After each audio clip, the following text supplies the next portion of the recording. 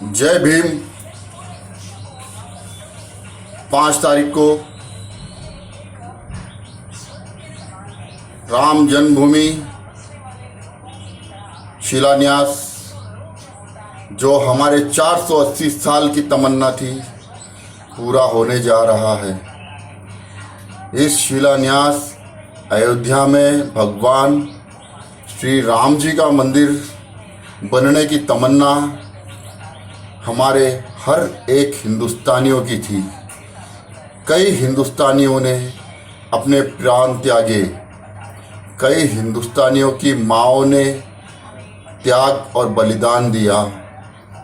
100 वर्षों से चलते आ रहे अयोध्या में भगवान श्री राम जी का भव्य मंदिर, वो भगवान श्री राम जी और रक्षक हनुमान जी के शुभ आशीर्वादों से कार्य संपूर्ण होने जा रहा है।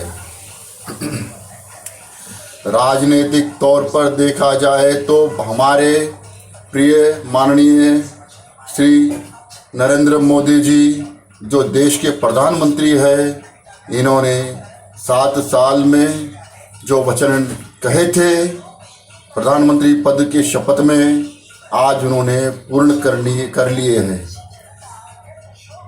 भगवान नरेंद्र मोदी जी को शुभ आशीर्वाद प्रदान करे और हनुमान जी के जैसे ही उन्हें प्रधानमंत्री पद पर भी चिरंजीवी और उम्र में भी चिरंजीवी का शुभ आशीर्वाद प्रदान करे। मैं कहना चाहता हूं भाइयों, कुछ लोग 5 तारीख को जब भगवान श्री राम जी के भव्य मंदिर के निर्माण का अवसर पर हमारे प्रधानमंत्री जी जो वहां पर जा रहे हैं और पहली ईंट हमारे माननीय प्रधानमंत्री जी की नींव में रखी जाएगी, उस पर भी कुछ राजनीतिक लोग कटाक्ष भरे शब्दों का इस्तेमाल कर रहे हैं, जो उनके लिए ठीक नहीं है। मैं कहना चाहता हूं मेरे भाइयों, हिंदुस्तान एक है, हिंदुस्तान को हिंदुस्तान ही रहने दो। हिंदुस्तान की जनता को जो चाहती है उसे कानूनी और अहिंसापूर्ण लेने की क्षमता रखती है।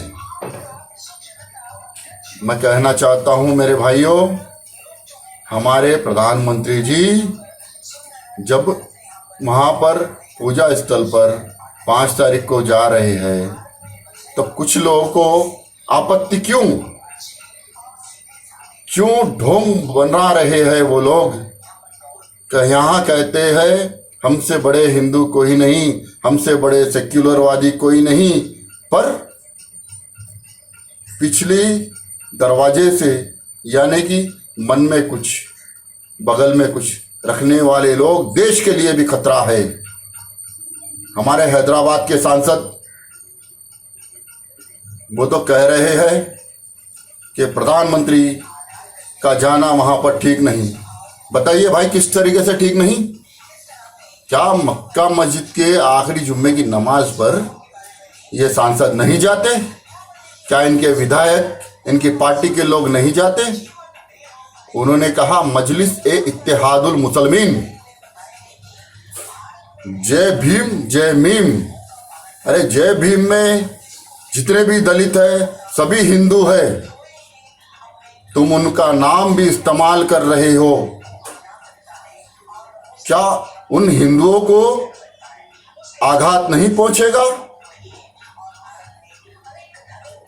जो हिंदुस्तान में रह रहा है, चाहे कोई भी हो, पहले वो हिंदुस्तानी है। उसका पहला कर्म हिंदुस्तान के जनता के बारे में सोचना है।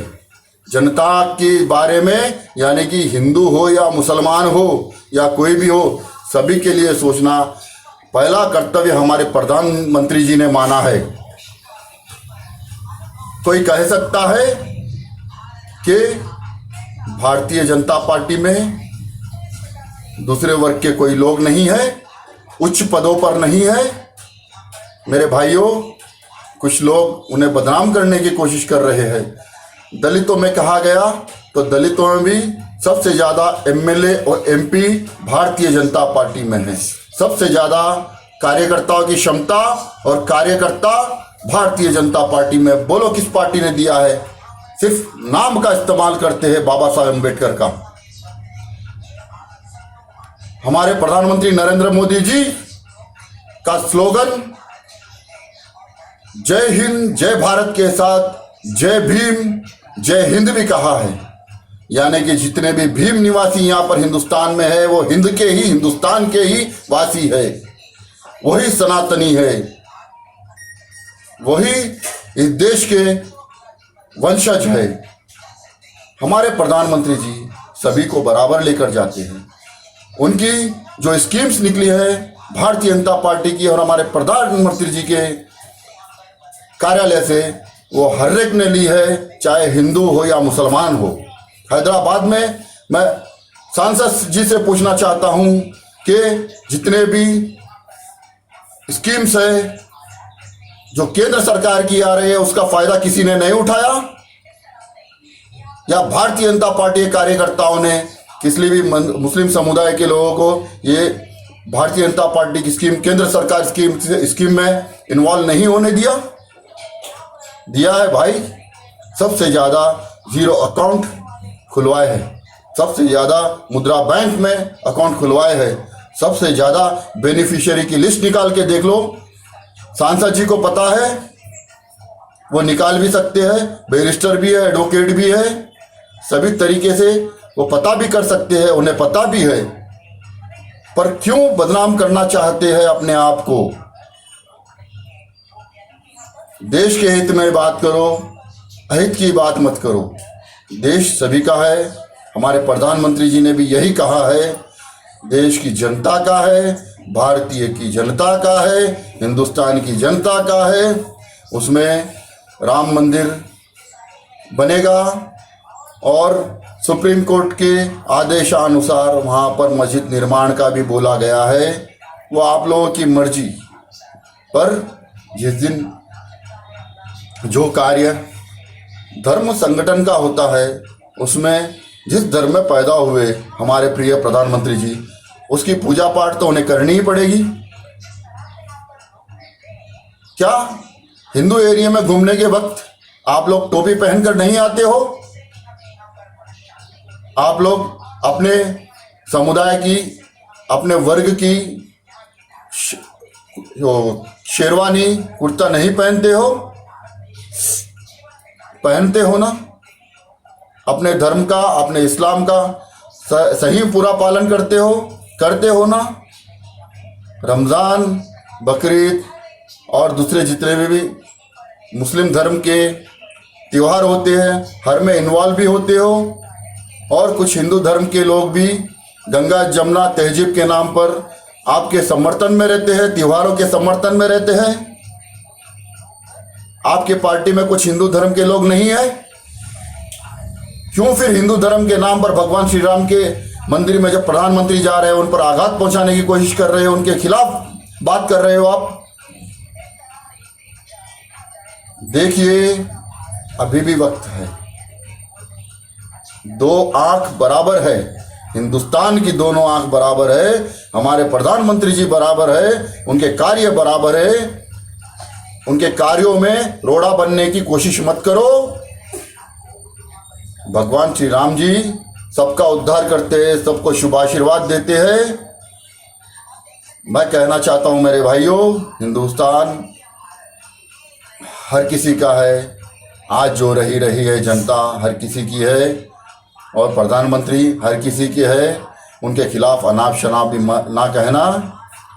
अगर कोई दूसरा होता तो आप लोग क्या करते आप लोगों को ही पता है, पर ये हमारे प्रधानमंत्री जी है जो हर चीज़ को बर्दाश्त करते हैं, क्योंकि वो कहते हैं सब धर्म एक समान। जो हिंदुस्तान में रहता है वो हिंदुस्तानी है, उनके लिए मुझे कार्य करना है।